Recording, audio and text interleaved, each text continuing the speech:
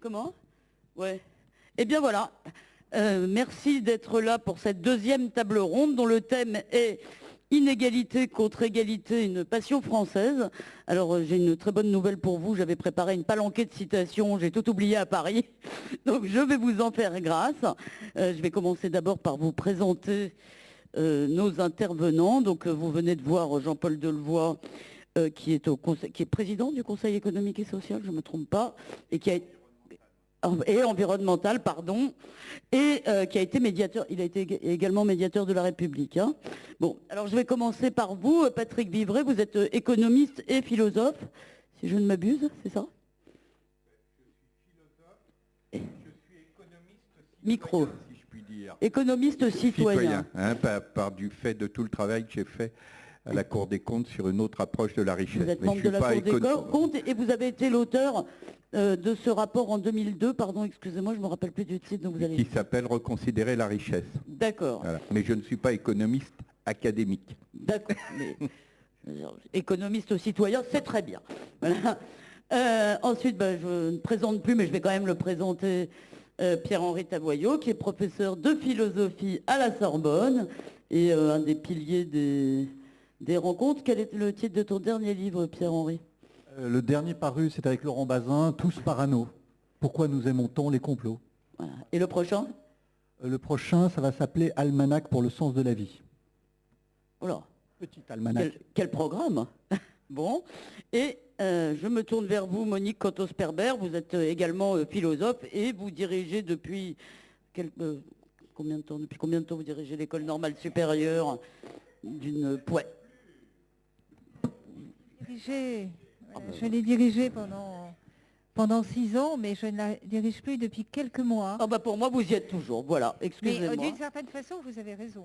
D'accord. Car maintenant, je m'occupe d'une nouvelle université de recherche qui a été formée en rassemblant différentes institutions françaises, dont l'École normale supérieure, et qui s'appelle Paris Sciences et Lettres. Paris Sciences et Lettres.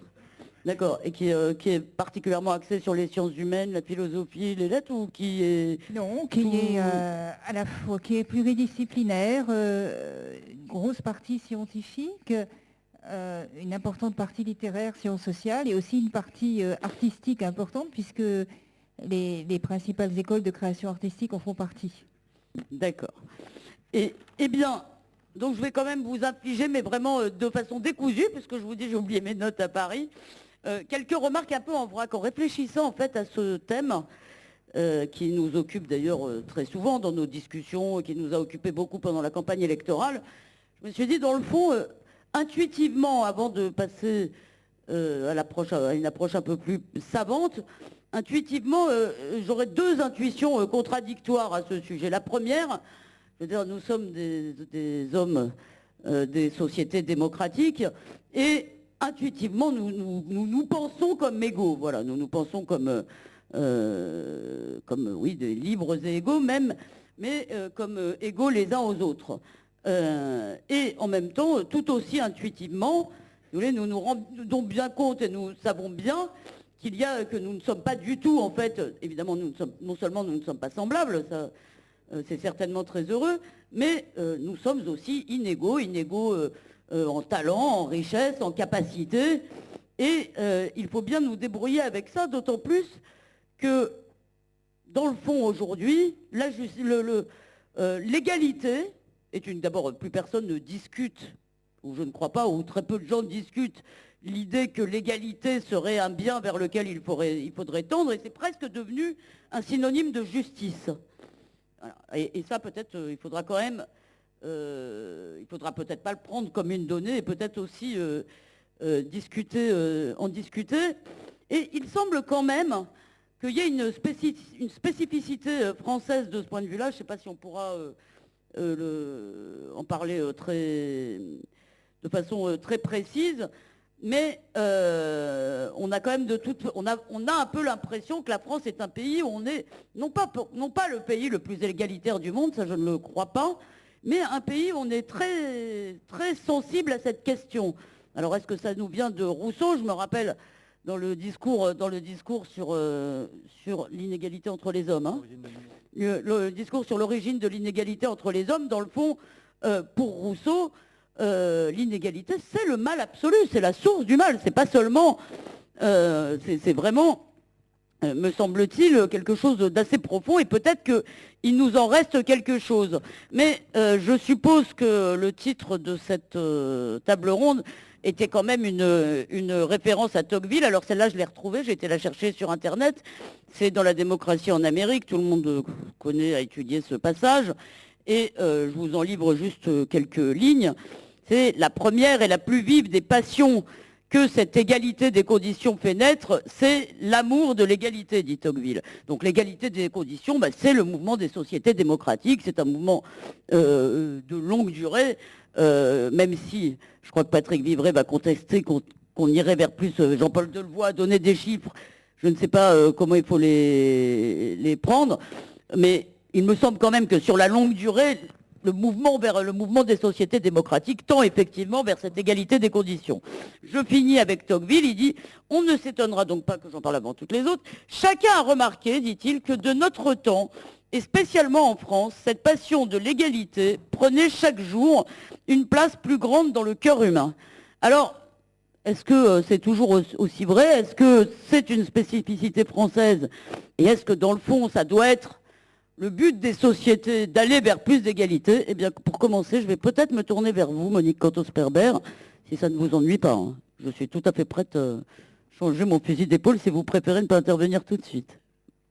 Comment? Ça ne vous dérange pas? Alors, très bien. Mais il faut prendre votre micro, s'il vous plaît. C'est un peu de définir ce qu'évoque pour vous cette problématique. Est-ce qu'il faut partir du fait que l'égalité c'est le bien et donc que l'inégalité serait le mal qu'il nous faut combattre? Est-ce que, alors peut-être il ne faut pas tout nous dire d'un coup, mais est-ce que ce mouvement de l'égalité, est-ce que ce mouvement que Tocqueville définissait vers l'égalité des conditions, est-ce que, comme Jean-Paul Delevoye semblait le dire, est-ce que vous avez le sentiment qu'aujourd'hui il est battu en brèche? Voilà, est-ce que... Alors, vous avez remarqué que lorsque nous parlons de l'égalité, nous sommes très vite assez embarrassés, pour être précis. Parce qu'évidemment, se pose une question que nous allons rencontrer à chaque instant dans notre discussion, mais une égalité de quoi au juste? Et là, les choses deviennent infiniment plus compliquées. Ça peut être une égalité de ressources, une égalité de revenus, une égalité de capacité d'agir. Donc tout ça, ce sont des choses qui font véritablement partie de la projection de l'être humain et de sa puissance d'action dans le monde. Mais il peut s'agir également d'égalité beaucoup plus formelle. Égalité devant la loi, égalité devant, en effet, l'appareil des droits, c'est la même chose que l'égalité devant la loi, égalité en termes de liberté publique. Et là, le sens d'égalité est déjà, vous le voyez, un petit peu différent. Ou bien il peut s'agir d'égalité qui se rapporterait à des capacités naturelles. La force physique, l'intelligence, la capacité de séduire et différents talents.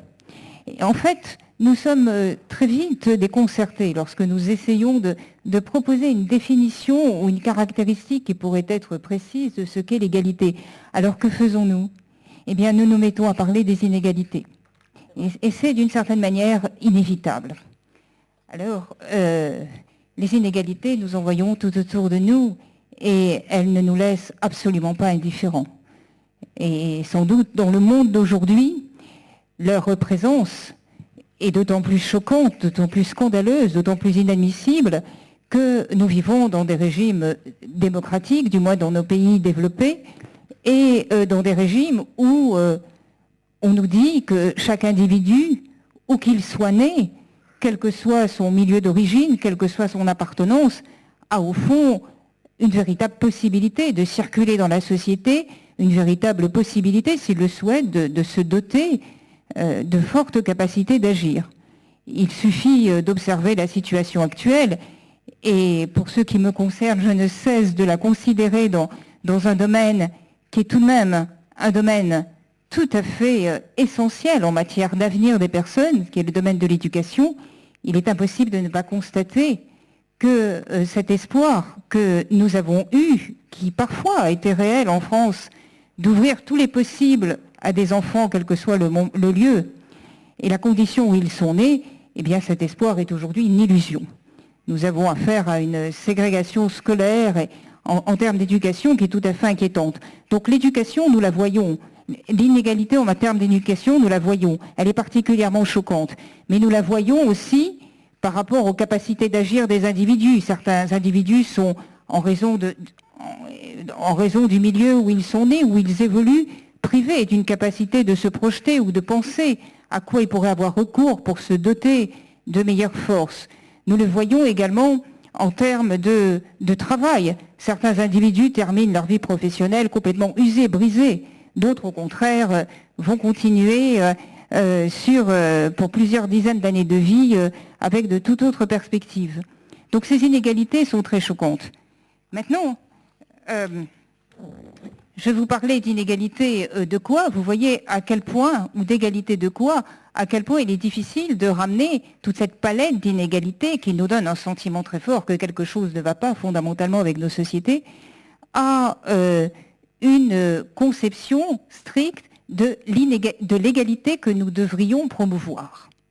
D'une certaine façon, ce problème n'est pas nouveau. Vous savez, il a été rencontré depuis les débuts de la démocratie, depuis la Grèce ancienne, où on est passé, il y a de cela fort longtemps, c'était 6 siècles avant l'ère chrétienne, on est passé d'une conception de l'égalité au moment des grandes réformes démocratiques à Athènes, on est passé d'une conception de l'égalité qui était au fond une conception assez formelle.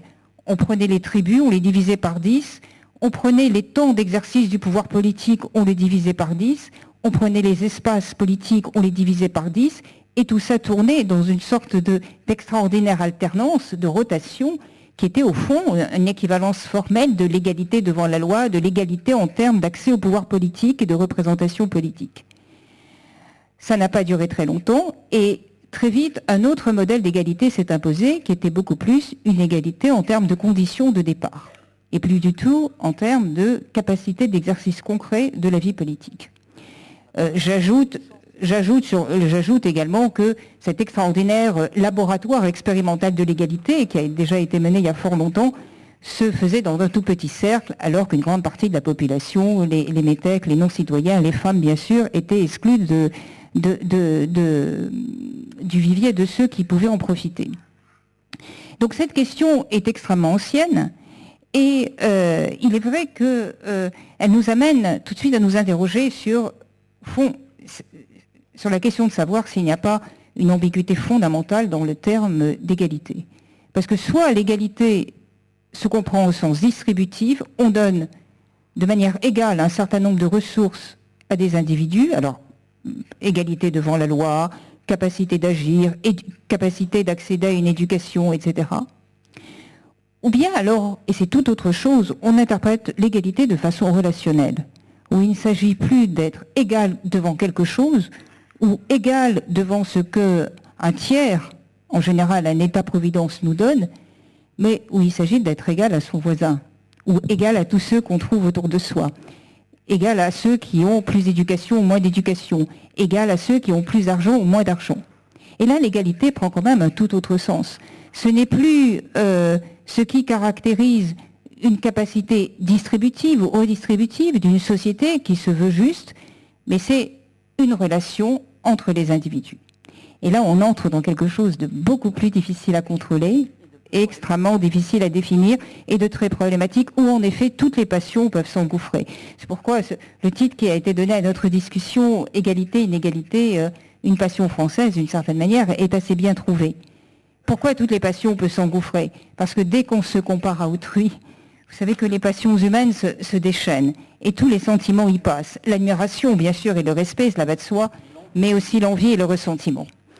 Donc, face à ce complexe émotionnel, on ne peut que s'interroger sur le concept d'égalité. Lorsqu'on parle de politique de nivellement, de politique égalisatrice, c'est à cette conception de l'égalité qu'on se réfère. Vous avez cité Tocqueville tout à l'heure, Elisabeth, mais que n'avez-vous cité ces autres formules tout à fait remarquables aussi de la deuxième partie de la démocratie en Amérique? Mais les hommes ne se fondront jamais sur une égalité qui leur suffise. Donc d'une certaine façon, la règle d'emportement, la règle de radicalisation est inévitablement inscrite dans la passion d'égalité et même dans un certain désir d'égalité. Alors vous m'avez recommandé de ne pas tout dire dès le début, je ne le ferai pas. Oui, c'est quand même... Mais je reviendrai évidemment sur certains des points que j'ai évoqués. Évidemment, et je pense aussi à la formule, parce que évidemment, je voulais arriver un peu plus tard à cette question qui lie l'égalité et le ressentiment, hein, que Nietzsche le fait aussi, et je pensais à cette formule de Stendhal qui parlait de l'envie, la jalousie et la haine impuissante, qui se cachent aussi parfois derrière cette passion française de l'égalité. Mais je me tourne vers vous, Patrick Vibray, peut-être à la fois pour un bref commentaire de ce que nous a dit Jean-Paul Delevoye, et aussi pour nous dire, vous, à quelle conception de l'égalité vous avez envie de vous attacher, dans celle qu'a définie Monique Cantos-Sperber, et votre sentiment, mais peut-être pas tout en même temps non plus, votre sentiment sur le fait que est-ce que nos sociétés sont en train de progresser sur la voie d'une égalité réelle, voilà. Alors, d'abord, si on commente ce que Jean-Paul Delevoye vient de nous dire, les chiffres qu'il a donnés sont des chiffres tout à fait incontestables. Et ce n'est pas simplement des chiffres français, c'est-à-dire il est clair que depuis les années 80, le mouvement vers plus d'égalité, qui avait notamment caractérisé les 30 années d'après-guerre, s'est inversé sous l'effet des politiques de dérégulation. Et c'est vrai pour la France, mais c'est vrai également à l'échelle mondiale, donc y compris par rapport à votre dernière question. Dans la période récente, celle en tout cas qui date depuis les années 80, nous n'allons plus vers une réduction des inégalités, mais nous retrouvons un mouvement d'aggravation des inégalités. Et le récent rapport du Secours catholique, qui n'est pas spécialement une organisation gauchiste alternative, le met clairement en évidence. Et ça, ce n'est pas simplement un problème français, c'est un problème mondial. Et c'est d'ailleurs la raison pour laquelle je pense qu'on pourrait modifier le titre de cette table ronde en disant que ça va devenir une passion mondiale, la question de la mise en cause des inégalités. Parce que si vous prenez un des problèmes majeurs de la fameuse crise que nous traversons, qui est la question de l'endettement, elle est directement liée aux inégalités. Quand vous regardez par exemple la courbe de l'endettement américain, qui est un endettement privé avant d'être un endettement public, il est directement lié aux politiques mises en œuvre par Ronald Reagan au moment de son élection. Hein, je rappelle ce qu'a fait Ronald Reagan. D'un côté, il a baissé les impôts, de l'autre côté, il a augmenté les dépenses militaires. Donc du coup, l'effet de ciseaux que ça provoquait avait pour conséquence immédiate de réduire les revenus des populations les plus modestes et des classes moyennes. Mais qu'est-ce qu'on leur a dit? On leur a dit, vous allez pouvoir compenser cette stagnation ou cette baisse de revenus par un accès facile au crédit. Et l'explosion du crédit et de la dette privée, on la voit clairement sur le plan statistique. C'est à partir des années 80 qu'on voit un gonflement considérable de la dette privée américaine. Cette dette privée, elle est arrivée à une situation de démesure et d'explosion telle, parce qu'en par ailleurs, elle n'était pas régulée, qu'il y a un moment donné où l'explosion même de la dette privée a entraîné l'appel au sauvetage public, et c'est seulement à partir de ce moment-là que la question de l'endettement public apparaît. Mais il apparaît comme conséquence d'un endettement privé qui lui-même est la conséquence du creusement des inégalités. Et si je prends le cas français, à l'époque où j'étais à la Cour des comptes, il y a un travail qu'on avait fait qui avait été repris par Gilles Carrez, rapporteur UMP, qui lui aussi n'est pas considéré comme un gauchiste alternatif, qui faisait apparaître que sur 10 ans, on avait eu 100 milliards de baisse d'impôts et d'exonération sociale. Pour les catégories les plus aisées, c'était un double bénéfice, puisqu'elles payaient moins d'impôts, moins de cotisations sociales, elles avaient un supplément de revenus. Comme elles n'étaient pas en situation de nécessiter ce supplément de revenus, elles pouvaient l'épargner, le prêter, et le prêter y compris à des États, d'où le phénomène de l'endettement public.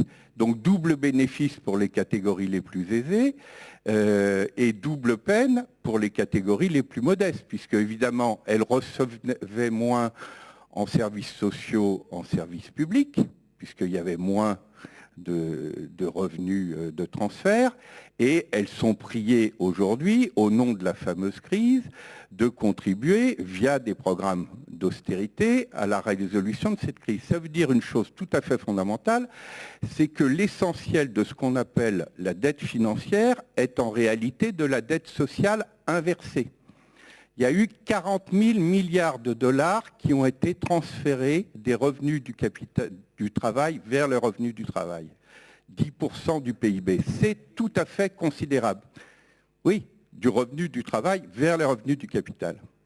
Ceci veut dire que ce qu'on devrait normalement aujourd'hui aux classes moyennes et aux populations les plus modestes, par le biais de ce mécanisme que je viens de décrire, et c'est vrai à l'échelle internationale comme à l'échelle française, nous le devons maintenant à des catégories qui sont déjà très au-delà du surplus. Et donc, c'est la raison pour laquelle Jean-Paul Delevoye a raison de dire dans son analyse que si nous continuons sur ces bases, c'est le pacte démocratique lui-même qui est en cause. Parce que, évidemment, comme ces inégalités ne peuvent pas être justifiées par du mérite, par de l'effort, par du travail, en tout cas pas du tout dans ces proportions-là. C'est Henry Ford qui lui aussi n'était pas spécialement considéré comme un alternatif, qui considérait qu'une entreprise commençait à être en danger quand le revenu de son PDG excédait de plus de 20 fois le salaire de base de l'entreprise. Et JP Morgan, créateur de la banque du même nom, faisait à peu près la même analyse. Donc quand on va vers... Et Orwell aussi, ça n'est pas par hasard si le creusement des inégalités est à terme une mise en cause non seulement des classes moyennes, mais du processus de la démocratie elle-même et à terme du processus de la paix elle-même. C'est-à-dire nous sommes paradoxalement dans ce qu'on pourrait appeler une situation marxienne inversée. C'est-à-dire que les victimes des catégories dominantes ont pour l'essentiel renoncé à la référence marxiste. Les années 70, qui étaient au top niveau du marxisme comme idéologie, quand on regarde rétrospectivement, on voit bien que la critique marxiste portait à faux. Nous étions beaucoup plus dans des économies mixtes, dans des économies sociales de marché régulées que dans du capitalisme au sens strict du terme. Mais c'est aujourd'hui que l'analyse marxiste est infiniment plus justifiée qu'elle ne l'est dans les années 70, alors même qu'elle a disparu de référents idéologiques principaux, mais paradoxalement, là où on retrouve ce marxisme inversé, c'est du côté des puissants et des riches. Quand Warren Buffett, l'une des plus grandes fortunes mondiales, dit textuellement ceci: la lutte de classe existe, il précise même la guerre de classe existe. Elle est menée par ma classe, la classe des riches, qui est en train de la gagner. À ce moment-là, on a des riches et des puissants qui sont en train de reprendre la part la pire de la lecture marxiste, c'est-à-dire l'idée d'une lutte de classe accoucheuse d'un sens de l'histoire, mais d'un sens de l'histoire inversé, parce que dans leur logique à eux, le sens de l'histoire, c'est celui de la globalisation financière. Et tout ce qui s'oppose à ce sens de l'histoire, qu'ils vont appeler archaïsme, corporatisme, etc., va être mis en cause grâce à cette guerre de classe qui est menée. Et cette espèce de bolchevisme inversé des classes dirigeantes est en train de produire les mêmes effets meurtriers que l'ancien bolchevisme, parce que quand on est dans la casse... Là, vous parlez à l'échelle mondiale ou... Ah ben, je parle à l'échelle mondiale, parce que je cite là Warren Buffett, mais l'étude tout à fait passionnante de François Bourguignon, qui met en évidence que les inégalités entre pays se réduisent, mais les inégalités entre catégorie et classe sociale, elle s'aggrave. Vous pouvez trouver effectivement des ultra-riches, Monsieur Mittal, etc., en Inde ou en Chine, et vous allez trouver, en quête du secours catholique, de la très grande pauvreté au cœur même des États-Unis ou de l'Europe. Donc la question est bien mondiale, et c'est la raison pour laquelle les enjeux de la démocratie et de la paix sont liés à ce problème majeur du creusement des inégalités. Alors juste pour terminer, ça ne remet pas en cause ce que vous dites ou ce que Monique Cantos-Perber évoque très justement sur l'ambivalence de l'égalité, puisque vous pouvez avoir une égalité de compétition qui est à ce moment-là dirigée par l'envie et le ressentiment, et puis une égalité de solidarité qui est au contraire dirigée par ce qu'on pourrait appeler à ce moment-là, avant même la passion française, ce qu'on pourrait appeler la passion chrétienne. Parce que le premier mouvement de renversement, il vient de l'ordre du religieux. C'est à partir du moment où, du point de vue religieux, il est dit que tous les hommes sont frères, donc dans un rapport d'égalité dans leur rapport à Dieu. Ça a été ça, le premier grand renversement, qui a été un renversement théologique avant de devenir un renversement politique. Donc c'est vrai que si on prend la passion de l'égalité, y compris dans ses effets pervers de nivellement, d'égalitarisme, on peut repérer qu'il y a une forme dangereuse de la passion de l'égalité, qui est l'égalité de compétition. Mais franchement, aujourd'hui, si nous sommes bien devant un problème concret, et qui n'est pas simplement un problème français, qui est un problème européen et qui est un problème mondial, c'est cette question-là. Et puisque Monique donnait des citations tout à fait passionnantes, je voudrais juste redonner une autre citation de Stuart Mill. Vous voyez, là aussi, je ne prends pas particulièrement du côté des économistes. Citer les gauchistes un peu. Non, mais il n'y a pas besoin de citer les gauchistes.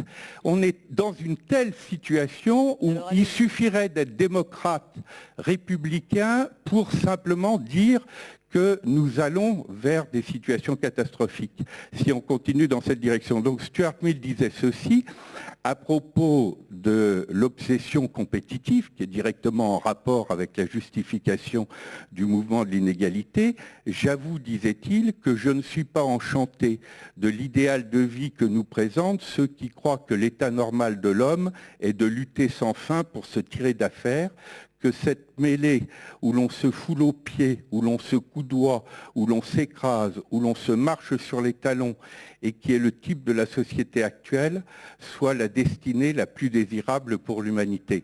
C'est vrai dans le domaine économique, c'est vrai dans le domaine politique, c'est-à-dire quand l'avidité et la rivalité deviennent les maîtres mots des passions économiques ou des passions politiques, eh bien, on aboutit in fine à des situations de quasi-explosion, de quasi-chaos, et d'une certaine façon, l'actualité récente sur le plan politique est en train de nous donner une illustration de ce que le couple avidité-rivalité peut produire à cet égard. Merci.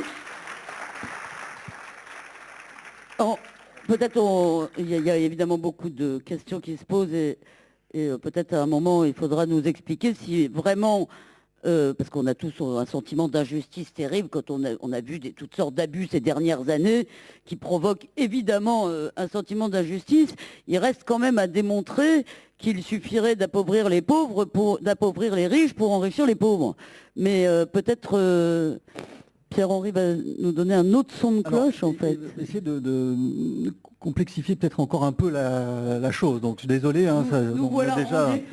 Parce que, voilà, il y a en fait deux niveaux sur les inégalités. Il y a le niveau des inégalités objectives qui est en vérité extrêmement difficile à pointer. Monique l'a indiqué tout à l'heure. L'égalité de quoi? Et puis, il y a ce qu'on peut appeler les représentations des inégalités. Il y a un deuxième problème... Le sentiment d'inégalité, je vais en reparler dans un instant. Il y a un deuxième problème qui est le problème du rapport entre effectivement pauvreté et inégalité. Parce qu'on pourrait très bien considérer, c'est la thèse notamment de John Rawls par exemple, le grand philosophe du droit, qui consiste à dire finalement les inégalités en tant que telles ne sont pas un problème, à condition qu'elles profitent aux plus défavorisés, ce qu'on appelle le principe du maximin. À la limite que les inégalités s'accroissent tant pis ou tant mieux, pourvu que, d'une certaine manière, les plus défavorisés s'en trouvent justement dans une situation meilleure. Alors, je ne comprends pas d'un point de vue logique comment c'est possible. Eh ben, se dire, par exemple, voilà, je te propose un deal, je te propose un business, moi je vais gagner 10 fois plus et toi tu vas gagner 2 fois plus. Notre inégalité va augmenter, mais toi tu vas en profiter. D'accord, c'est possible en période de croissance donc. C'est possible dans une période de croissance, c'est possible, mais on peut se demander d'une certaine façon si le dispositif de l'émergence des pays émergents est un dispositif qui n'est pas de cet ordre-là. Là aussi, faisons un petit scénario fiction. Certes, on dit que la France va exploser, que le contrat social est en miettes, que la pauvreté est terrible, mais faisons revenir à la vie Victor Hugo aujourd'hui. Et regarde la situation française. Évidemment, il considère que nous vivons dans une vie absolument extraordinaire. Il n'y a plus de travail des enfants, et donc la misère a quasiment disparu. Et donc on est dans une situation, de ce point de vue-là, éminemment favorable. À la limite, dirait Victor Hugo, peu importe que les inégalités soient plus fortes, ce qui importe, c'est effectivement pas le problème des riches, c'est le problème qu'il y ait des pauvres. Mais pour bien comprendre ce point, je pense qu'il faut revenir sur ce que dit Tocqueville, parce que quand on fait un cours sur Tocqueville, on dit voilà, l'égalisation des conditions aux étudiants, évidemment, l'objection arrive toujours, tout de suite. Est-ce que la démocratisation, c'est l'égalisation des conditions? Les étudiants disent, mais attendez, vous délirez complètement. Regardez dans l'Ancien Régime, vous prenez le seigneur du château, et puis vous prenez le pauvre serf. Franchement, en termes de conditions, c'est assez proche. Le seigneur du château, il meurt de froid l'hiver, les conditions de vie sont assez similaires. Et puis aujourd'hui, on est soi-disant dans un monde d'égalité. Prenez l'homme le plus riche du monde, sultan du Brunei. Prenez l'homme le plus pauvre du monde, probablement une femme d'ailleurs, en Afrique. L'écart est absolument hallucinant. Et donc on se dit, mais Tocqueville n'a rien compris. Et comment peut-il parler de légalisation des conditions? C'est là où il faut comprendre Tocqueville. Ce que dit Tocqueville, ce n'est pas que les conditions réelles ont changé, c'est que le regard a changé. Dans les sociétés d'Ancien Régime, on perçoit l'autre comme un tout autre. C'est pour ça qu'on ne voit pas les inégalités, elles sont inscrites dans la nature. Le noble est un noble, le paysan est un paysan. Il n'y a pas d'inégalité, c'est deux humanités différentes, dit Tocqueville. Donc il n'y a pas d'inégalité, c'est deux divisions totalement différentes.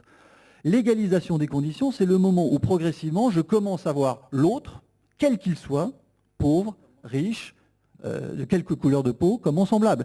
Et Tocqueville cite cet exemple absolument extraordinaire de la lettre de Madame de Sévigné. Donc elle dit, Madame de Sévigné, c'est quand même pas quelqu'un d'absolument barbare. Eh bien voilà qu'elle écrit une lettre à sa fille qui est enceinte et qu'elle dit, ben voilà, aujourd'hui nous avons fait une penderie. C'est-à-dire il y a des petits paysans qui se sont révoltés, les bourgeois aussi, et nous les avons pendouillés. Voilà. Pour elle, c'est pas un monstre, c'est simplement qu'elle ne voit pas encore, à cette époque qui n'est pas très éloignée de cette de Tocqueville, elle ne voit pas que ces êtres sont des humains comme les autres. Et donc elle ne perçoit pas la proximité que ce sont des alter ego. Voilà ce qui change. Le fond de changement, c'est le regard. Nous sommes absolument convaincus que les autres sont des égaux. Mais du même coup, conséquence, les inégalités nous sautent à la figure. Nous en voyons de plus en plus. Jadis, on n'en voyait pas parce que les inégalités étaient naturelles. Aujourd'hui que nous sommes égaux, nous n'arrêtons pas d'en voir toujours davantage.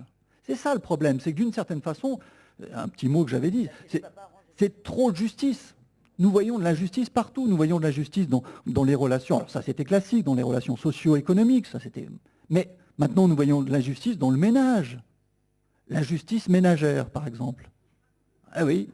L'injustice dont parlait Philippe Frémaux il y a quelques années ici même, aux toilettes, à la pause, entre les WC, entre les WC pour les hommes et les WC pour les femmes. Vous n'avez pas remarqué qu'il y a une file d'attente dans un cas et pas de file d'attente dans l'autre? Ben voilà, c'est pas juste. L'injustice hors de la maison, l'injustice hors de la maison vis-à-vis de la nature, vis-à-vis des objets, vis-à-vis du passé, vis-à-vis de l'avenir. Nous voyons de plus en plus d'injustice. C'est le premier élément. Donc, passion, effectivement, passion mondiale. Passion mondiale parce que plus l'égalité avance dans les regards, plus les inégalités paraissent scandaleuses. Et par rapport à ça, justice, est-ce qu'on peut se mettre d'accord? Non. Alors là, en philosophie politique, je ne vous recommande pas de mettre le nez dans un ouvrage de philosophie politique aujourd'hui parce que c'est que de la théorie de la justice. Entre les capabilistes, les communautaristes, les féministes, les réciprocistes, les suffisantistes, tout le monde y va de sa théorie de la justice, depuis John Rawls. Et ça n'arrête pas.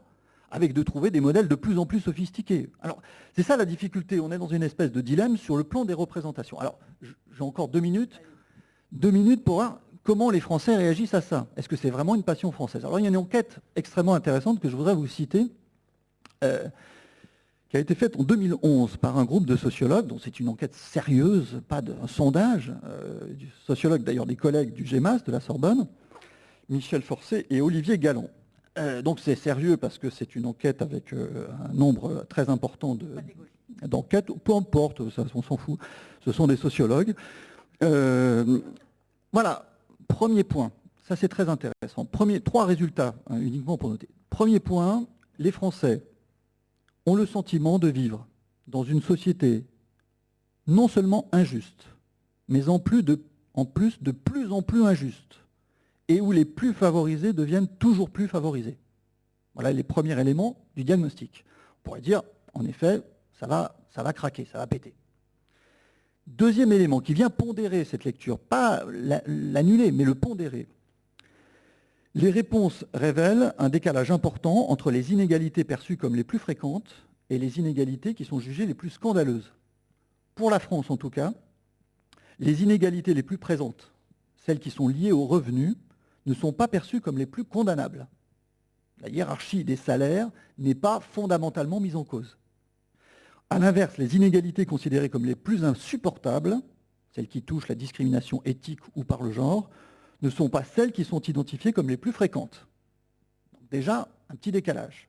Troisième enseignement, les Français qui jugent que la société française est injuste ou inégalitaire le disent, alors ça c'est vraiment le point qu'il faut interpréter, le disent en général. Leur jugement porte sur l'état des inégalités sociales plutôt que sur le degré dont ils s'en sont eux-mêmes personnellement affectés. Pour le dire d'un mot, on pense que la société est injuste, mais personnellement, tout va très bien. C'est comme les jeunes, vous savez, les jeunes sont pessimistes à l'égard de l'avenir, mais pour leur avenir à eux, ça va, il n'y a pas de problème. Donc ça, c'est intéressant, c'est très intéressant d'ailleurs pour la maturité de notre espace public. Je ne dis pas ça de manière du tout ironique. Ça veut dire qu'on est capable d'avoir sur notre situation un point de vue désintéressé. Un point de vue qui n'est pas justement ni dicté par l'envie, on y reviendra, c'est cette envie, parce que je crois qu'elle est plus nuancée que ça. C'est pas dicté par l'envie, c'est dicté vraiment par une situation de jugement. Quatrième remarque, et j'en termine vraiment, il y a une espèce de hiérarchisation des exigences. Pour qu'une société soit juste, disent-ils, il faut que soient garantis les besoins de base. Dans l'ordre, le logement, la nourriture, l'habillement, la santé, l'éducation. Voilà. Ça, c'est le socle. Dans un principe du maximin, c'est le principe les inégalités peuvent augmenter, mais pourvu qu'elles profitent aux plus démunis, il faut que ça soit le socle qui soit garanti. Dans un contexte. Ensuite, deuxièmement, il faut que les mérites de chacun soient reconnus, dans un contexte d'égalité des chances. Et là, on revient à la question de l'école. Mais sans pour autant, voilà ce que disent les Français, dans cette enquête en tout cas, parvenir à un alignement complet qui reviendrait à méconnaître les talents individuels. Vous voyez les 3 critères de la justice, est-ce qu'on donne à chacun en fonction de ses talents? Est-ce qu'on donne à chacun en fonction de ses mérites? Est-ce qu'on donne à chacun en fonction de ses besoins? Eh bien, il faut que les besoins primaires soient identifiés. C'est difficile à identifier les besoins primaires de ce point de vue-là d'ailleurs. Il faut que les mérites soient reconnus et il faut laisser une place au talent. C'est une solution, d'une certaine façon, de parfait bon sens dans la hiérarchisation des normes de justice. Ça veut dire que l'égalitarisme qu'on reproche souvent, notamment à la gauche en France, est un fantasme et que c'est pas une aspiration de la société, c'est ça que tu dis? Voilà, c'est effectivement de l'ordre du discours. Alors, sur le plan du discours, ça fonctionne. On a une idéologie de l'égalité. Hein. On dénonce la société inégale, mais sans en être forcément... Pourquoi? Parce que égalité, inégalité, c'est aussi... Il faut, je pense, comprendre cette dimension. C'est que l'idée de favoriser, c'est un lieu de mémoire de la société française. On a une société complexe. On a une société complexe. Pour la comprendre, cette société complexe, eh bien, on est toujours tenté d'appliquer des modes binaires. L'élite, l'en bas, les favorisés, les défavorisés, parce que ça rassure. Au moins, on identifie. Il y a des salauds, il y a des gentils. Ça peut être dans les deux sens, hein. Les gentils peuvent être les riches, comme Warren Buffett, ou les pauvres. Donc ça va dans les deux sens, mais au moins ça rassure. Sur la question de la justice et l'inégalité, je m'arrête là parce que j'ai plus de voix, eh bien effectivement, il faut sortir de cette logique binaire. Mais alors moi j'aimerais quand même que vous me répondiez les uns et les autres. Est-ce que la réduction des inégalités doit être aujourd'hui la priorité de toute politique, et de quelles inégalités? Vous avez parlé effectivement, alors vous avez raison, vous dites, ça a été vrai, vous avez parlé de l'école, et vous dites, dans le fond, à un moment, on a réussi, si vous voulez, la démocratisation de l'enseignement. Bon, on ne va pas rentrer peut-être trop longtemps dans cette discussion, mais est-ce que pour vous, ça doit être notre priorité aujourd'hui? Est-ce que ça doit être la priorité de la collectivité? La priorité, c'est le résultat. C'est-à-dire que le maximum d'enfants en matière d'école aient la possibilité de faire les études qui correspondent à leur motivation et à leur talent, et sans que le milieu où ils sont nés ou l'environnement où ils ont grandi exerce le moins de déterminisme. Or, alors j'en arrive à ce qui me paraît la question la plus importante. Aujourd'hui, je suis persuadée, pour arriver à ce résultat, l'égalitarisme est le pire moyen. Je voudrais aborder cette question-là parce qu'elle me paraît au fond encore du sujet. Les conséquences tout à fait contre-productives en matière de véritable égalité du résultat tel que je viens de décrire, si ce sont des politiques strictement égalitaristes qui sont mises en œuvre. Donc, mais d'abord, je voudrais reprendre ce qui a été dit. En effet, on ne peut plus, dans nos sociétés complexes, parler de l'égalité comme de relations binaires. C'est une loi d'organisation de la société. Nous avons tous une certaine idée de l'égalité. C'est un problème qui ne se pose que dans les pays démocratiques, dans les hiérarchies, dans les sociétés de caste, dans les pays aristocratiques, dans les cultures aristocratiques, dans les cultures oligarchiques. L'égalité n'a pas de sens. L'égalité ne se définit, ne devient une exigence absolument vitale que dans un pays démocratique, dans une structure sociale démocratique, ça va de soi. Mais en même temps, dans une société complexe qui a atteint le degré de développement, c'est-à-dire d'interdépendance, non seulement à l'échelle nationale, mais également à l'échelle internationale, les sociétés que nous rencontrons aujourd'hui, il va de soi qu'on ne peut pas faire de la déclaration d'égalité en étant sûr que, en déclarant les conditions égales ou déclarant des mesures d'égalisation, on va obtenir, pour finir, une société plus juste et plus égale. Rien ne permet d'en avoir la certitude. Pourquoi? D'abord parce qu'on a affaire à des acteurs extrêmement informés et qui aujourd'hui ont énormément de moyens d'agir et qui vont évidemment détourner tous les dispositifs qui sont mis, détourner de leur fin, tous les dispositifs qui sont mis en place pour contraindre l'égalité. Alors on peut brimer ces acteurs-là. Dans une société fermée, c'est possible. Dans une société internationalisée, ce n'est pas possible. Donc un peu de lucidité sur les conditions de départ est nécessaire. Et puis par ailleurs, n'oublions pas que le meilleur vecteur de l'égalité, au sens d'égalité dans les capacités d'agir et dans les possibles, parce qu'au fond c'est ça qui nous importe, c'est pas tellement que tout le monde ait la même chose que le voisin, c'est que chacun ait la conviction qu'un véritable chemin de vie qui correspond à son désir, ses possibilités, sa capacité de travail, sa volonté de travail lui est ouvert.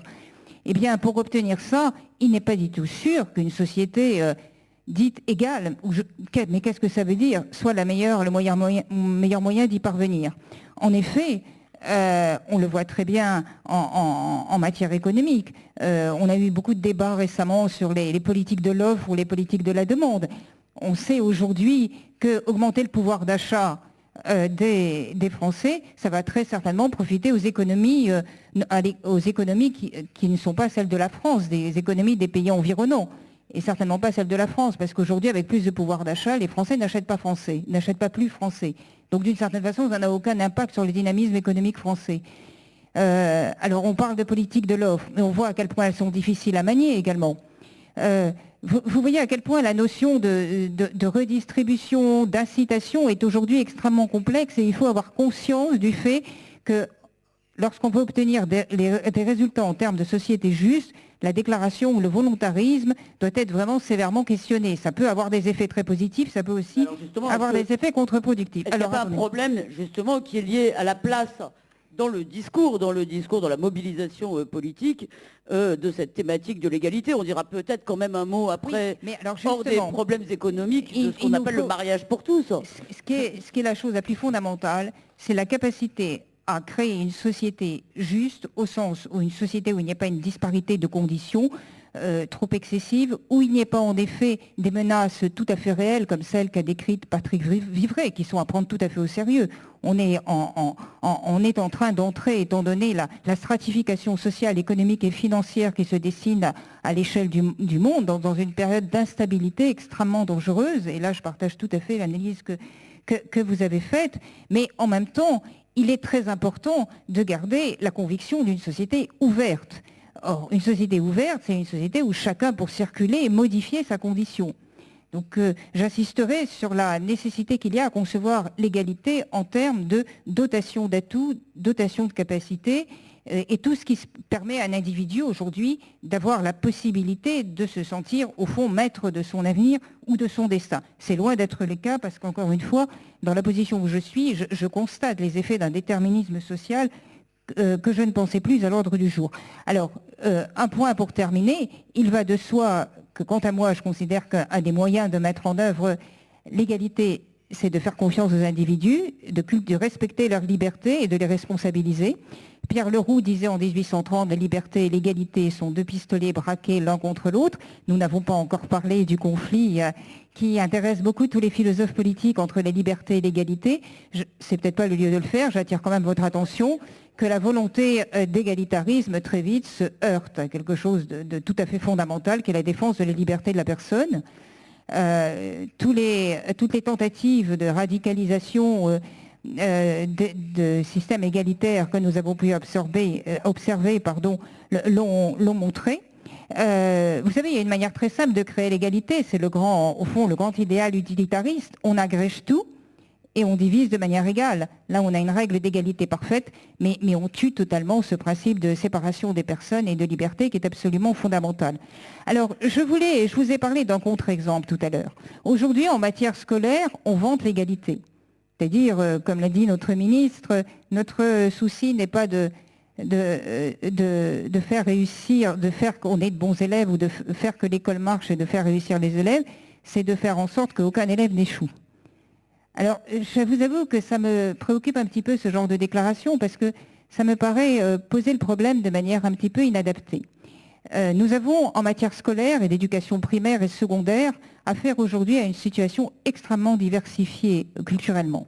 Il y a des enfants qui naissent dans des endroits, dans des territoires, comme on dit aujourd'hui, où l'ordre public est parfois violé de manière ouverte, où il y a une sorte de ségrégation sociale qui a fait que malheureusement on rencontre trop d'homogénéité sociale avec des personnes en général dotées de très peu de moyens.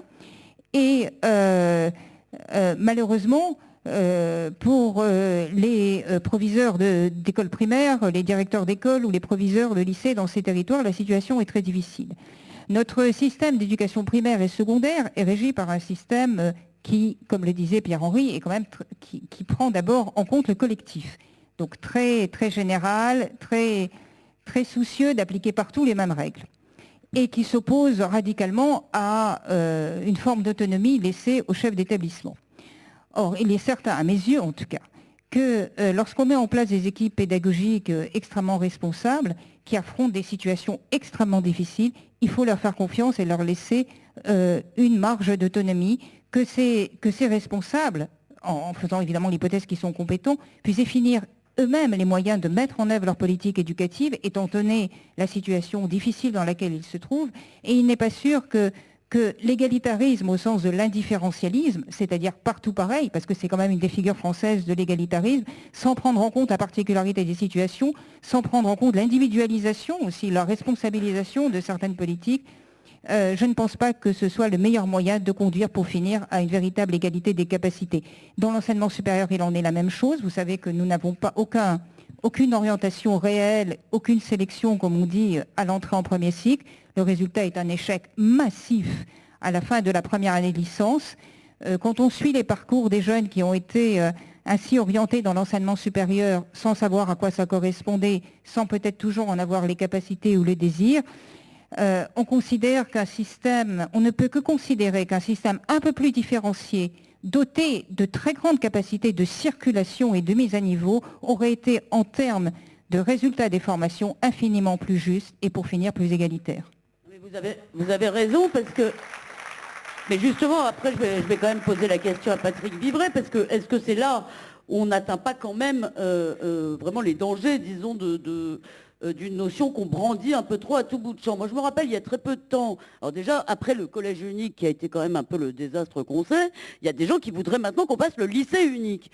Et il n'y a pas très longtemps, je crois que c'est une fédération de parents d'élèves qui l'a proposé, qui a demandé qu'on supprime les devoirs à la maison.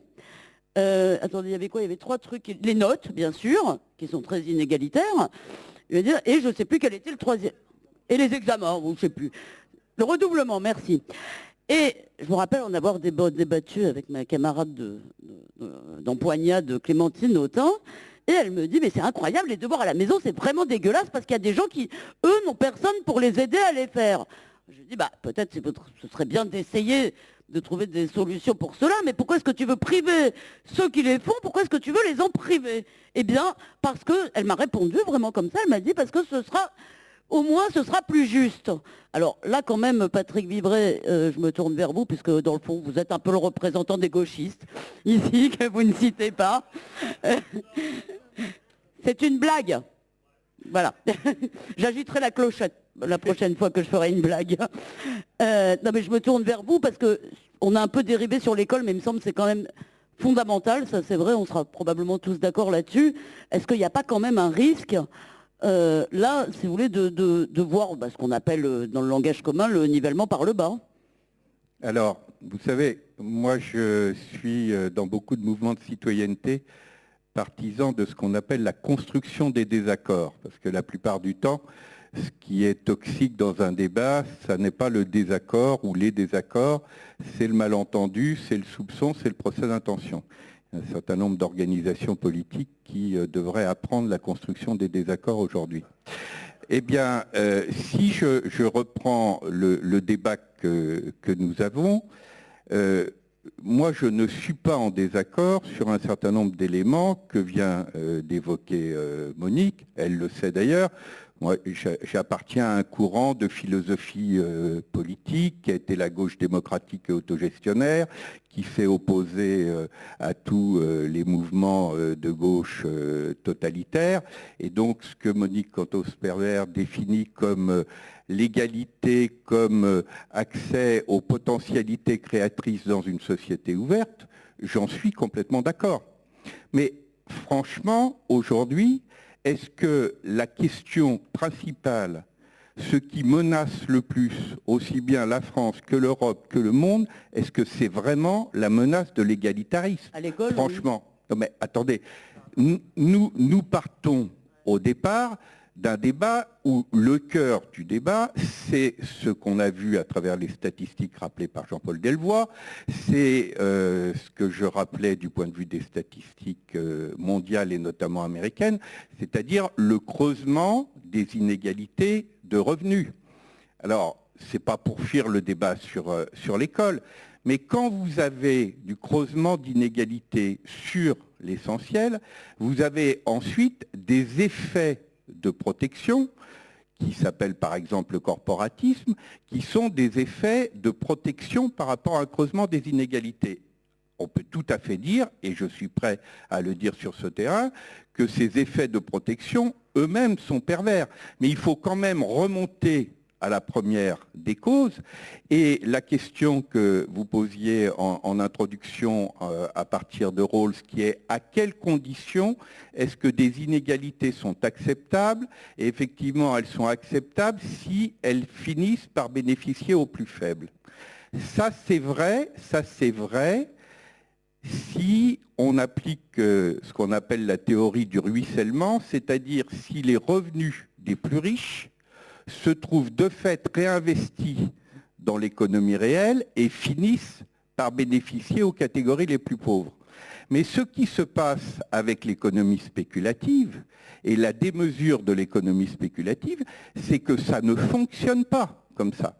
Aujourd'hui, c'est Bernard Lietaert, un des anciens responsables de la Banque centrale de Belgique, qui a mis en évidence pour alerter sur le fait qu'on allait tout droit vers une crise financière majeure. En 2007, il a mis en évidence ce graphique qui depuis a fait un petit peu le tour du monde, à savoir que sur les 3200 milliards de dollars qui s'échangeaient quotidiennement sur les marchés financiers en 2007, la part qui correspondait à des biens et des services réels, c'était moins de 3%, 2,7% exactement.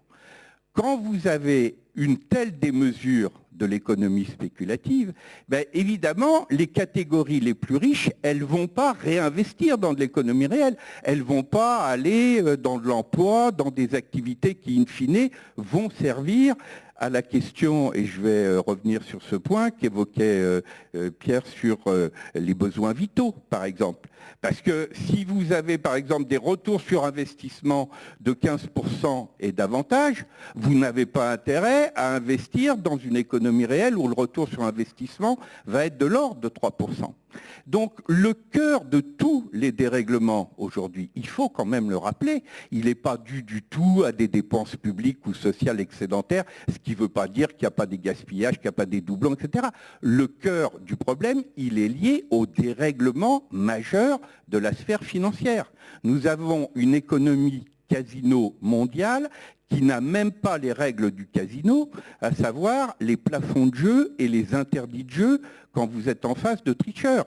Des banques comme Goldman Sachs, qui sont des tricheurs manifestes, ne sont pas pénalisés dans ce système-là. Vous êtes quand même d'accord que ce qu'on appelle les riches dans le discours aujourd'hui public et qui ont été la cible, et notamment pendant la campagne électorale, on l'a quand même entendu tel quel. Ce qu'on appelle les riches, c'est pas tout à fait... Vous décrivez une sorte de classe de spéculateurs, si vous voulez, de classe mondiale, d'hyperclasse de spéculateurs qui auraient fait sécession. Mais ce qu'on appelle les riches, c'est bien plus large que ça. C'est des gens qui ne spéculent pas, qui ont des entreprises, qui ont des... Donc, est-ce que... Mais ça, c'est pas... Le problème n'est pas là. Vous savez, c'est toujours quand quelqu'un qui dispose d'une fortune énorme veut préserver ses intérêts, il ne va pas dire « je considère que ma fortune énorme est légitime », il va toujours mettre en évidence les petits, que ce soit les petits épargnants, les petits salariés ou les petits infirmiers si on raisonne avec des médecins. C'est toujours cette logique-là. Mais le vrai problème, quand j'évoque pas les riches en soi, mais la démesure de l'économie spéculative, sa première caractéristique, c'est d'être destructrice pour les activités entrepreneuriales elles-mêmes. Quand vous discutez avec des acteurs des PME, par exemple, leur premier problème, c'est la logique du capitalisme financier. Donc la question légitime que vous rappeliez à partir de Rawls, elle ne s'applique pas quand il y a des mesures de l'économie spéculative. Et de ce point de vue-là, moi je trouve que cette enquête tout à fait intéressante que vous avez évoquée, elle exprime des éléments de bon sens. C'est-à-dire, la question des besoins vitaux. Ça, encore une fois, quand l'INSEE nous annonce 10 millions de pauvres en France, à la fin 2013, 10 millions de pauvres. Il y avoir la définition du pauvre. Oui, c'est revenu médian. Oui, voilà. Oui, d'accord, mais enfin... Avec cette définition, non mais il faut bien avoir conscience qu'avec cette définition, il n'y aura jamais une absence totale de pauvres, puisque c'est un revenu médian. Non mais ce que montre l'INSEE et ce que montre l'enquête du Secours catholique, c'est que à partir des mêmes critères, en l'occurrence le revenu médian, il y a une aggravation et une aggravation sensible. Et qui se traduit par des situations telles que, par exemple, notamment du côté des femmes, il y a de plus en plus de situations dramatiques. Donc, le premier élément de l'enquête, qui est de dire, il y a la question des besoins vitaux. Aujourd'hui, ce dont nous avons besoin prioritairement, c'est de ce qu'on pourrait appeler un bouclier vital, comme alternative à ce qu'était l'ancien bouclier fiscal. Deuxièmement, il y a la question, les inégalités sont admissibles dès lors qu'elles correspondent à des mérites effectifs. Là, on est en plein dans ce que Monique évoquait tout à l'heure. On n'est pas dans de l'égalitarisme, on n'est pas dans du nivellement. Il peut y avoir des inégalités, mais à condition que ces inégalités soient justifiées par des mérites.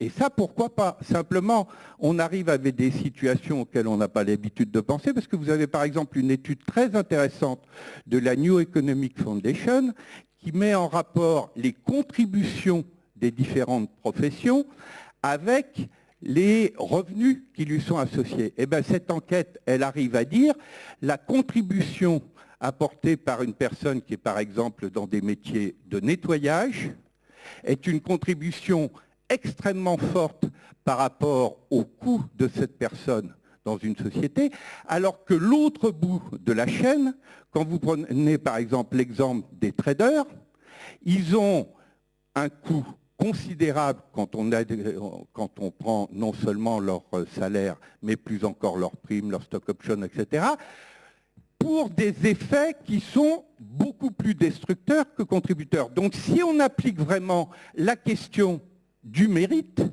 et moi je suis tout à fait d'accord pour que les inégalités de revenus soient liées à du mérite, mais ça veut dire que toutes les catégories rentières, toutes les catégories, la plupart des acteurs qui sont aujourd'hui en position d'avoir des revenus absolument démesurés ne sont pas des contributeurs effectifs dans la création de valeur. Donc appliquons pour de bon le deuxième critère d'inégalité légitime quand elles sont liées au mérite. Et puis le troisième élément qu'évoquait Monique Cantos-Pervers, c'est la question des potentialités créatrices.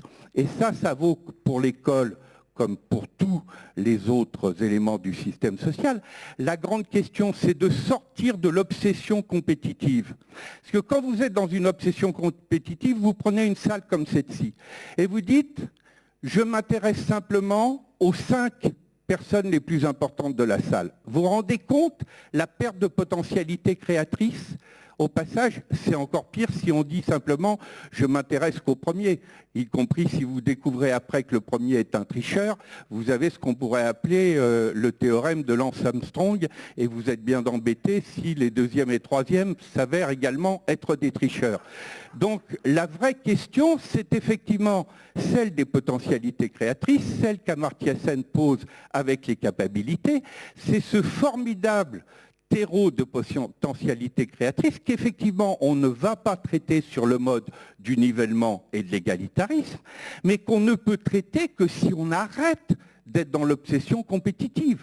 Et à ce moment-là, au lieu d'avoir le couple rivalité-avidité que j'évoquais tout à l'heure, tant sur le plan économique que sur le plan politique, on a un autre couple qui est promotion des potentialités créatrices et coopération pas au sens du nivellement, mais au sens où nous avons besoin pour développer les potentialités créatrices, qu'il y ait effectivement des formes de coopération et de solidarité à l'intérieur des groupes humains. Excusez-moi, mais est-ce que c'est pas un peu irénique quand même?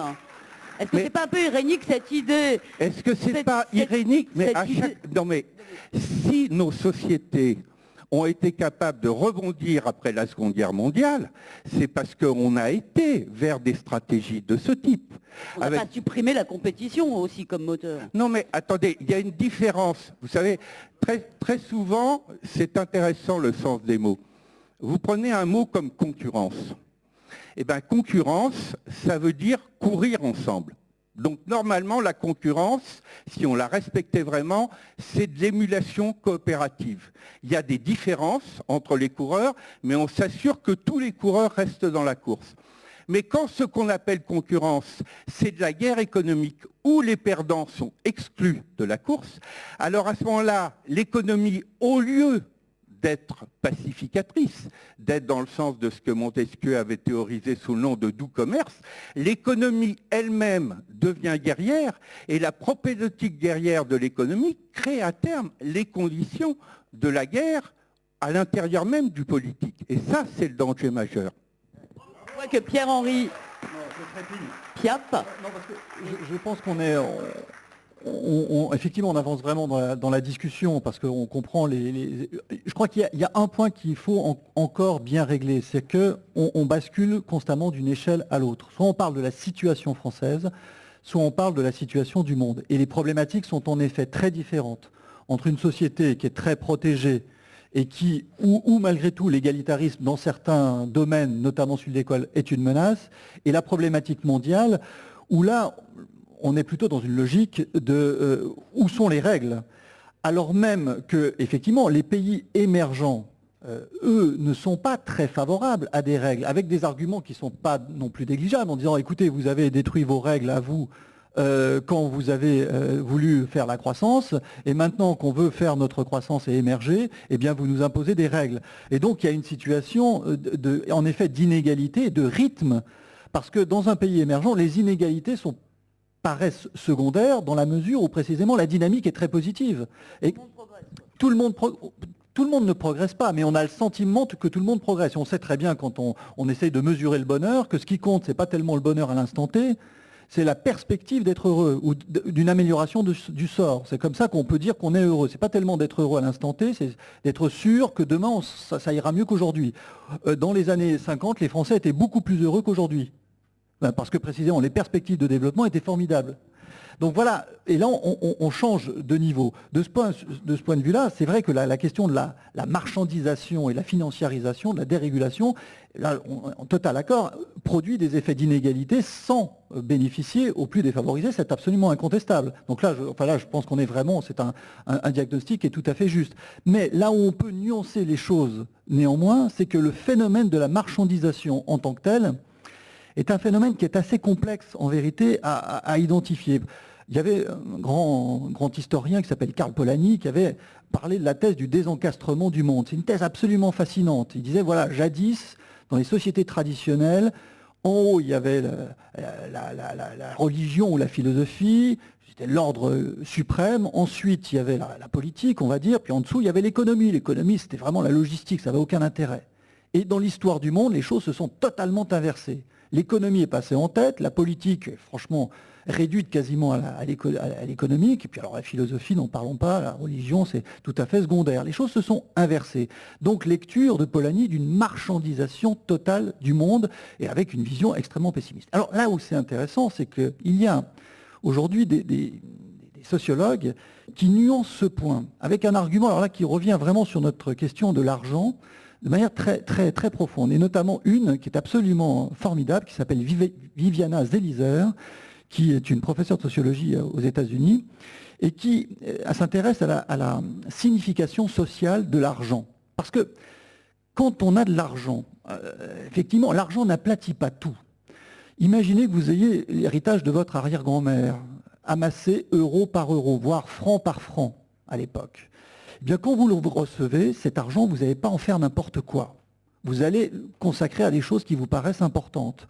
Au Japon, dit Viviana Zelizer, on fait beaucoup de cadeaux en argent, mais on s'attache à ce que ce soit des billets neufs, tout neufs, et on les met dans des beaux mouchoirs, des beaux tissus. De la même manière, elle citait l'exemple d'un petit gangster de Philadelphie dans les années 50, qui, quand il allait à la messe, parce qu'il allait à la messe, c'est un Italien, quand il allait à la messe, eh bien, il ne mettait pas dans la quête l'argent, dans le tronc, l'argent de ses rapines, mais l'argent que lui donnait sa mère comme argent de poche. Voilà, c'est pas pareil, ça avait une autre valeur. L'argent a une odeur, et d'une certaine manière, l'argent ne signifie pas l'aplatissement des choses, mais il y a une signification sociale de l'argent très profonde qui fait que, certes, nous sommes de plus en plus dans le marché, mais il y a dans ce marché des éléments qui résistent au marché. Parce que pour que le marché marche, il faut qu'il y ait du hors-marché. Je reprends l'analyse de Patrick Vivray ici. Pour que le marché marche, il faut qu'il y ait du hors-marché. Un marché qui serait uniquement dans une logique de compétition, où tous les acteurs seraient dans la compétition, tous, absolument tous, ça ne marcherait pas. Ça exploserait. Il faut qu'il y ait des arbitres. Il faut qu'il y ait des juges. Les grands théoriciens du capitalisme le disent, Schumpeter le dit, il faut qu'il y ait des gens qui ne soient pas dans le marché pour que le marché marche. Le grand défi de la financiarisation, c'est ça. C'est qu'il faut retrouver une place à ce hors-marché qui permet au marché de marcher pour le bien commun. Je voulais juste un mot, tu avais l'air de contester cette étude de l'INSEE. C'était pas très clair ce que tu as dit tout à l'heure. Excuse-moi. Un détail qui est technique, c'est que la question, qu'est-ce que la pauvreté, est toujours très difficile à mesurer en termes de revenus. Elle est même impossible. Il y a des débats qui sont hallucinants. Est-ce que c'est 1 $? Est-ce que c'est 2 $? En France, c'est évidemment 859 €. Donc c'est pas 1 $. Donc vous voyez, la pauvreté de revenus est un terme relatif. En France, c'est un revenu médian, donc forcément, le revenu médian, c'est une moyenne, enfin, pour le dire vite. Donc si c'est une moyenne, ça veut dire que de toute façon, c'est calculé en fonction des revenus des autres. Donc ça ne disparaîtra jamais par définition. Mais, je reviens juste un point sur la définition que propose Amartya Sen, dont on a beaucoup parlé et qu'il faut redonner en termes précis. Pour le grand philosophe et économiste prix Nobel Amartya Sen, la pauvreté ne se définit pas en termes de revenus, mais en termes de ce qu'il appelle de capacité. Et la capacité, on pourrait le dire très simplement, et c'est une idée extrêmement profonde, c'est la capacité à faire des choix. Et Amartya Sen livre ce témoignage extrêmement émouvant quand il était petit. Il était en train de jouer dans son jardin en Inde, et il y a un musulman qui, un jour de manifestation anti-musulman, arrive dans son jardin, a été poignardé. Et il, grièvement blessé, il va décéder quelques jours plus tard. Et Amartya Sen dit, il n'a pas eu le choix. Il n'a pas, ce jour-là, parce qu'il avait une famille à nourrir, il a été obligé de sortir alors qu'il ne fallait pas sortir ce jour-là. Et donc il n'a pas eu la capacité de choisir, il n'avait pas la capacité de choisir, et donc il n'avait pas ce droit minimum à dire aujourd'hui je ne vais pas bosser, c'est trop dangereux. Et donc la pauvreté, c'est ça, c'est l'absence de capacité à faire des choix, ce qui est une idée très profonde parce que ça réconcilie en quelque sorte égalité et liberté. L'égalité, c'est la capacité à être libre, pourrait-on dire très simplement. Et donc du coup, on a un concept, si je puis dire, synthétique, qui permet de réconcilier ces deux frères ennemis qui se tirent dessus, l'égalité et la liberté. Si vous envisagez l'égalité comme la capacité à être libre, il n'y a plus de conflit. Merci. Peut-être encore quelques minutes de poursuite de cette discussion, parce que dans le fond, vous vous êtes mis d'accord, je crois, pas sur tout, mais sur la conception de l'égalité qui mérite d'être défendue. Maintenant, j'aimerais qu'on revienne et sur les effets destructeurs pour les sociétés d'un certain type d'inégalité. Mais peut-être j'aimerais qu'on termine en revenant un peu sur la France et sur la politique, c'est-à-dire compte tenu de tout ce que vous venez de dire, comment faire en sorte, est-ce que la politique peut faire en sorte que nos sociétés soient plus égales, sans pour autant devenir égalitaristes au sens où vous l'avez défini, sans créer, disons, une nouvelle catégorie de suspects qui seraient jetés en pâture en permanence à l'opinion comme étant les responsables de tout. Et franchement, moi j'entends aussi beaucoup de gens aujourd'hui qui ne sont pas des traders, qui ne sont pas des spéculateurs, qui ne sont pas des gens qui ont l'impression de s'en mettre plein les poches sur le dos de leurs contemporains et qui ont l'impression, j'ai dire, d'être montrés du doigt en permanence. Et je pense que ça, c'est quand même une dérive probablement de notre passion pour l'égalité. Monique Cotto-Sperber. Oui, je serais tout à fait favorable à cette manière de voir. Et d'ailleurs, je pense que nous la partageons tous. Moi, ce qui m'intéresse, c'est, et c'est au fond la seule manière dont je définirais une société juste, où je verrais en effet incarner une certaine forme d'égalité, c'est une société où le plus grand nombre de citoyens ait vraiment la capacité, peut-être pas de maîtriser leur destin, mais enfin, et les moyens d'être véritablement sujets de la vie qu'ils ont, sujets du devenir social, pour reprendre cette belle expression. C'est-à-dire une société dans laquelle l'expérience d'aliénation, l'expérience de dépossession que de très nombreux concitoyens malheureusement ressentent aujourd'hui dans notre pays, pourtant très développé, eh bien, soit réduite au minimum. Alors, encore une fois, nous sommes tous d'accord pour arriver à ce résultat. La question est de savoir comment y parvenir. Entre ceux qui pensent que c'est très simple, il faut taxer les riches, distribuer aux pauvres, et ceux qui pensent autrement, et j'en suis. C'est pas pour ça que je considère l'impôt progressif, non justifié, ça va de soi, mais qui ont tendance à penser que nous devons inventer des stratégies de prise de pouvoir des individus et des groupes, si je puis dire, d'empowerment, comme disent les Anglais, c'est-à-dire positionner les individus comme de véritables acteurs dans leur espace personnel, dans l'écosystème où ils évoluent, que ce soit la famille, le groupe social, l'association, l'entreprise, enfin peu importe, et leur donner les moyens d'agir. Simplement, là, vous voyez bien que c'est beaucoup plus difficile à mettre en œuvre. Parce que lorsque des politiques publiques veulent accompagner ce mouvement d'empowerment des individus, qui les rend responsables de leur avenir, il faut qu'elles deviennent différenciées, il faut qu'elles deviennent soucieuses des parcours individuels, des situations particulières. Il faut qu'elles renoncent au traitement général, collectif et donc inévitablement égalisateur. Donc cette forme d'égalité dynamique en quelque sorte et qui serait plutôt une égalité dans la capacité à positionner en sujet les citoyens ne passe pas nécessairement par des traitements égaux, parce qu'il est certain que certains individus ont besoin de plus, et puis pas au même moment. Alors on a beaucoup parlé de l'école, mais pour moi ça me paraît une sorte de laboratoire d'expérimentation. Vous voyez, on a voulu d'une certaine façon faire en sorte que l'école soit juste en remédiant à la situation en effet dramatique qui faisait que les élèves issus de milieux défavorisés se réussissaient beaucoup mieux à l'école que les élèves issus de milieux défavorisés. Alors on a décidé, dans les années 70, ça a été un grand mouvement de refonte des programmes de l'éducation, inévitablement de baisser les exigences et progressivement de substituer à l'enseignement à l'ancienne, normatif, progressif, un enseignement beaucoup plus technique. Enfin, tous ceux d'entre vous qui ont eu des jeunes enfants et qui regardent leur livre de grammaire verront qu'on apprend aujourd'hui quelque chose qui ressemble plus à la linguistique qu'à la grammaire, mais devant la linguistique, tous les enfants sont égaux, quel que soit leur milieu d'origine. Le résultat de cela, qu'est-ce que c'est? C'est que les enfants issus de milieux favorisés, ont tout à la maison pour rattraper ce retard. Ça leur est facile, on parle bien autour d'eux, on les emmène au théâtre, on les corrige quand ils font une faute de français. Mais les enfants qui naissent dans des milieux où on ne parle pas le français, où personne ne s'occupe de présenter les études comme une stratégie de réussite dans la vie, ces enfants-là, qu'est-ce qu'ils font? Ils ne peuvent plus se raccrocher à l'école pour apprendre quelque chose. Donc pardonnez-moi, je caricature la situation, et il y a certainement des enseignants dans la salle qui trouveront que le portrait est tracé à trop gros traits, mais il y a quand même quelque chose de cela, et c'est ainsi que par volonté d'égalitarisme dans le pire sens du terme, pas dans le sens très positif que nous avons tous donné à...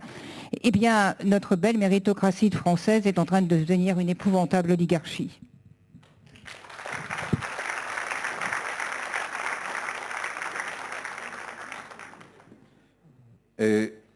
Quelques mots en écho à plusieurs des points qui ont été évoqués. D'abord, s'il s'agit de lutter contre les formes de bureaucratie marquées par un nivellement indistinct et sans analyse, quand vous avez des principes du genre on supprime un poste sur 2 de fonctionnaires partant à la retraite, c'est du Gosplan, ça. C'est-à-dire, c'est typiquement des logiques bureaucratiques appliquées sans aucun discernement, et tous les programmes d'austérité qui sont en train aujourd'hui d'être imposés, ils ont des caractéristiques de cette nature, et nous avons au contraire besoin de plus de souplesse, de plus de liberté et de plus de discernement. Tout ça pour dire que quand on parle des dangers liés à l'égalitarisme et derrière à la bureaucratie, ils ne viennent pas toujours de l'endroit où on a l'habitude de les imaginer.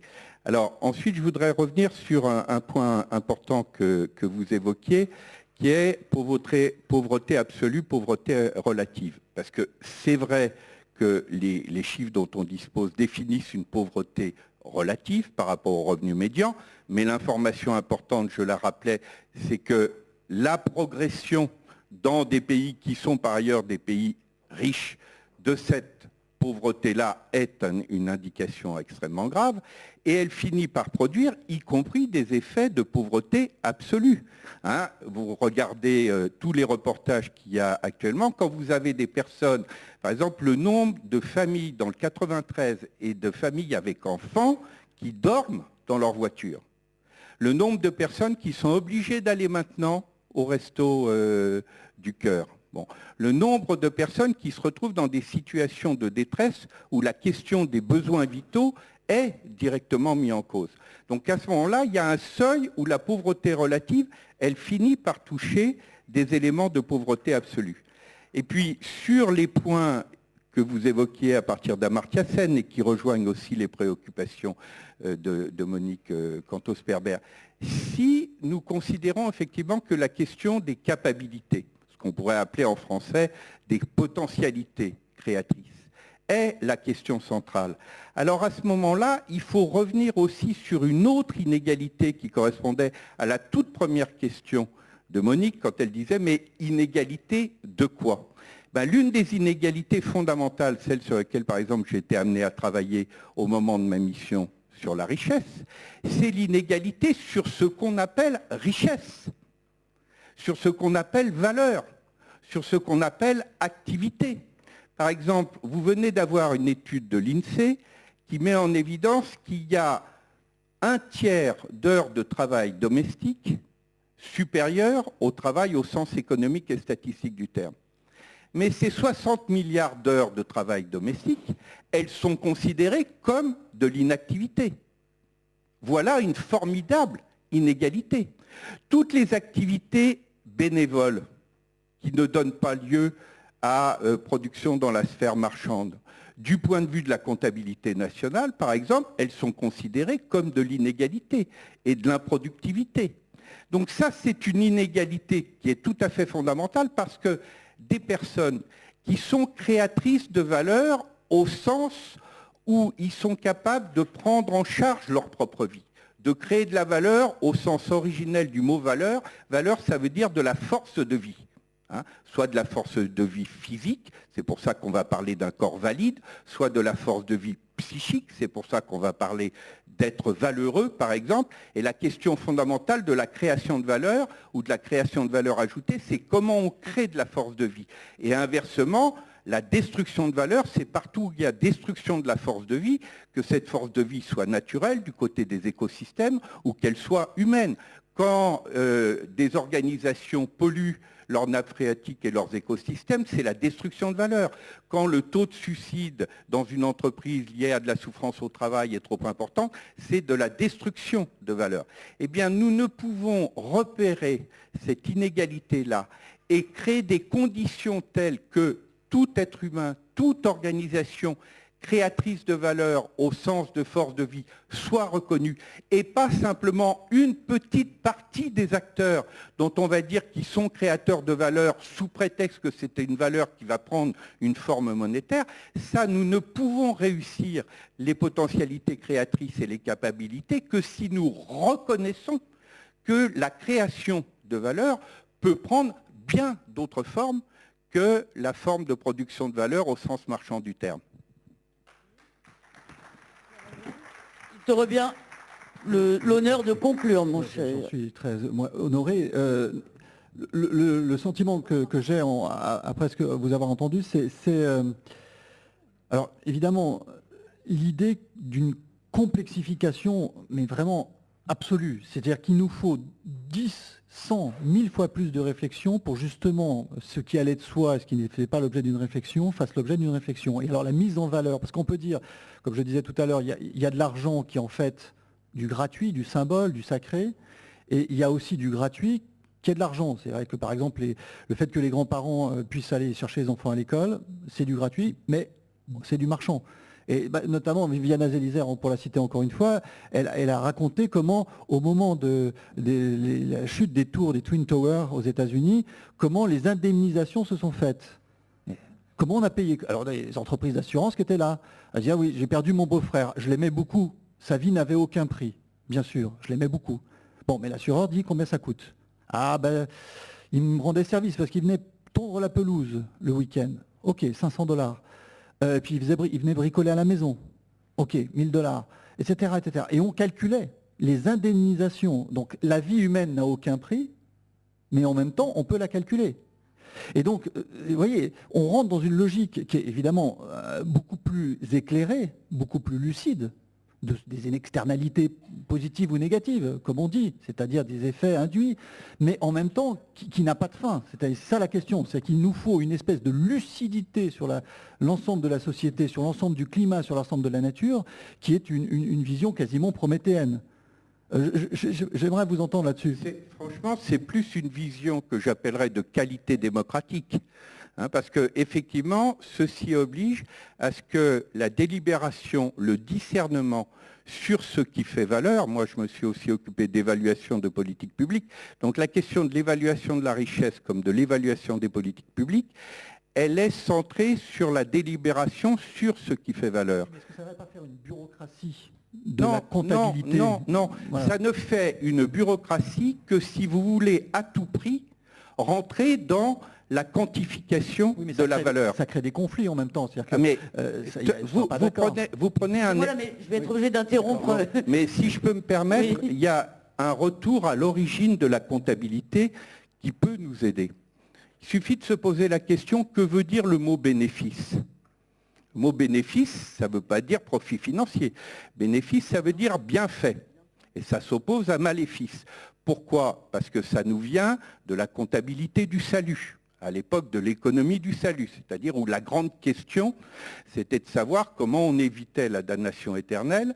Et En s'arrêtant à l'heure ici. Je oui, vous dis tout de mais si j'applique ces principes qui nous viennent de très loin, à toutes les questions qu'on appelle aujourd'hui de type développement durable, soutenable, responsabilité sociale, etc. C'est la même question, c'est-à-dire nous ne pouvons plus nous permettre de ne pas faire le discernement sur la question de la nature des activités. Sont-elles bénéfiques? Sont-elles nuisibles? Et évidemment, je vous rejoins, il y a un certain nombre d'éléments sur lesquels il y aura des éléments de doute et de contradiction. Ce qui sera considéré comme bienfait par les uns sera considéré comme méfait par les autres. Et c'est là que le maximum d'intelligence démocratique, d'évaluation, de discernement, de construction de désaccords va devoir être fait. Mais ce discernement-là, il utilise des éléments quantitatifs comme outil, mais comme outil au service de la qualification. Le processus démocratique est un processus de qualification. Si nous étions dans une société où tout était chiffrable et quantifiable, il n'y aurait pas besoin de démocratie. C'est ce que Vincent de Goldjacq appelle la dérive quantophénique de nos sociétés menacées par la gestion. Si on prend le problème d'une quantification au service de la qualification, eh bien, il y a quantité de situations où on va pouvoir dire là c'est bénéfique, là c'est nuisible, là ça fait doute ou débat, et il n'y a pas besoin d'une bureaucratie énorme pour repérer ça, on a besoin de processus de qualité démocratique. La délibération, c'est quand même pas non plus, ça se fait pas non plus en claquant dans ses doigts. Mais ça prend du temps, ça prend de la mobilisation de l'intelligence. Hein. Pierre-Henri, tu as exactement 3 minutes 30. Bon, peut-être le point, parce que je trouve que la discussion a bien avancé. On a bien pu justement détruire les désaccords et arriver à des positions. Je pense qu'il y a une question qu'on n'a pas totalement réglée, et ça on peut une seule. C'est modeste. Peut-être la discussion avec la salle peut permettre de l'apporter, c'est la question de l'envie.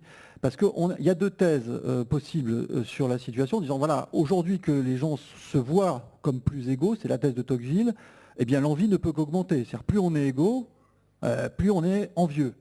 Première thèse possible.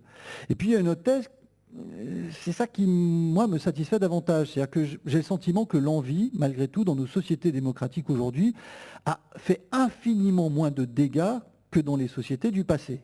Eh oui, c'est là peut-être un point de désaccord avec toi. L'envie qui massacre au Rwanda, par exemple, parce qu'on profite d'un débat ethnique, c'était ce que disait Michel Fouché dans un autre débat, pour aller piquer le bagnolet du voisin. Là, il y a des dégâts. L'envie institutionnalisée qui existe dans les sociétés traditionnelles, qui sont décrites par les ethnologues, ça, c'est de l'envie qui est durcie, qui est dure. Aujourd'hui, bon, effectivement, on va dire, mais c'est presque un réflexe, bon, les riches, etc., c'est pas bien. Mais est-ce que ça produit des effets sociaux au-delà du débat public qui sont si graves que ça? J'en doute un peu. Même la consommation, c'est la thèse de Gilles Lipovetsky, par exemple, qui dit que la consommation aujourd'hui n'est pas du tout envieuse. Ça marche plus de dire on a une plus belle voiture, plus grosse voiture que les autres. Ça marche plus. Les publicitaires ne peuvent plus vendre des bagnoles comme ça. Ça ne fonctionne plus. C'est une forme de presse qui fonctionne que là-dessus en même temps. Oui, mais est-ce que c'est l'exhibition d'un type de mode de vie, d'un type de mode de consommation? De l'ordre du discours? La publicité fonctionne là-dessus. Mais non, justement, la publicité ne fonctionne plus comme ça. Elle fonctionne plus à l'envie. La thèse de Veblen sur la publicité ostentatoire, c'est dépassé. Ça marche plus. Les publicitaires s'arrachent les cheveux. Ils sont tous chauves. Ça ne marche plus. Vous ne pouvez pas vendre Oui, un oui, produit en François. disant que c'est mieux que le voisin. Voilà. Bon. Mais, eh bien, je déclare cette table ronde terminée avec 1 minute 20 d'avance sur l'horaire, cher François. Et donc, nous avons presque gagné notre salut éternel avant. Merci beaucoup. Merci à tous, à part sa blague à part. Ah, mais je croyais qu'il fallait faire un arrêt pour ça. Ça, c'est le direct. Maintenant, il y a les questions-réponses. Et ce qui n'a pas pu être dit là, vous avez... Merci François, j'ai compris, mais je croyais qu'il fallait faire un arrêt pour ton direct. Voilà, c'est que ça Ah bon, c'est d'accord. une cote, voilà, c'est bon. Voilà.